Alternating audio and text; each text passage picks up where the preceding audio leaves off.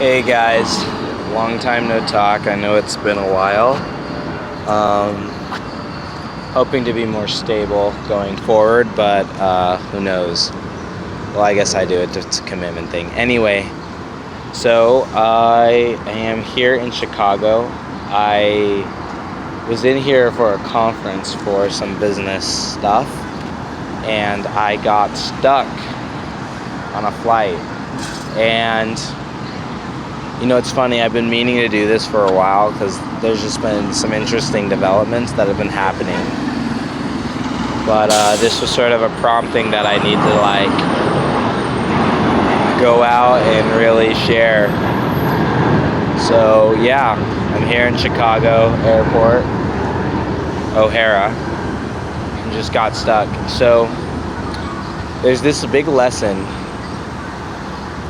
I've been thinking about sort of the challenges we have in our life and sort of what's going on right now and how to sort of rectify and reconcile this in my own head.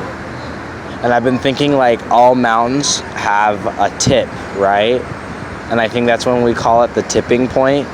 Like when one thing starts leaning and starts to lean to the other side. And I don't necessarily think that means in terms of ease or comfort, but I do think there's a tipping point in each of our lives, when we reach the tip of the mountain and what was once uphill becomes downhill, or what was once maybe angst or discomfort can become joy and bliss.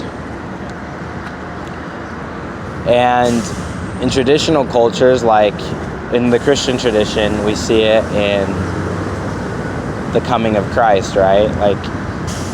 Christ, he's in the middle of what happens at the beginning and what happens at the end. He came in the meridian of time.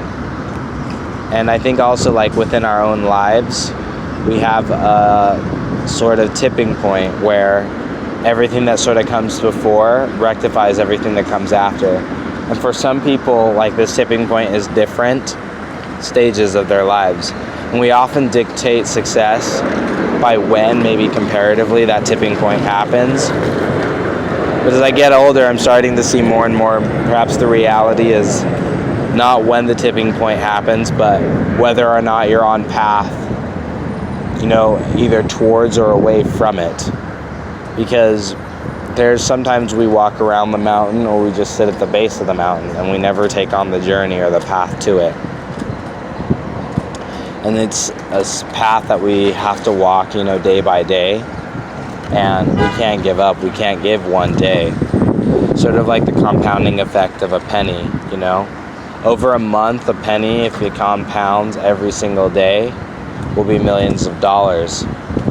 But if you skip every other day, it'll be, just a few hundred. And so compounding makes a really, really big deal. And just, I think, as we walk the path, whether it be through our skills, our desires, our wants, as we just sort of move towards that path and see whatever compounds, we evidently get to that point where, it just starts to get very significant, where everything, as it's building up, becomes huge. And I think that's not even positive or negative, but just in whatever direction we are going in. And that's positive or negative based solely upon how we view the path we're walking. So I think joy in path comes less from the path itself and more our awareness of that path and our willingness and our deliberation to walk it. How does that come back from being stuck at the airport and some things going on? I have no clue, but that's the idea that came to my head, so I'm sticking with it. And so that's where I'm at. I'll upload more videos this week and we'll go from there. Because, we're getting back on track. Thanks, guys.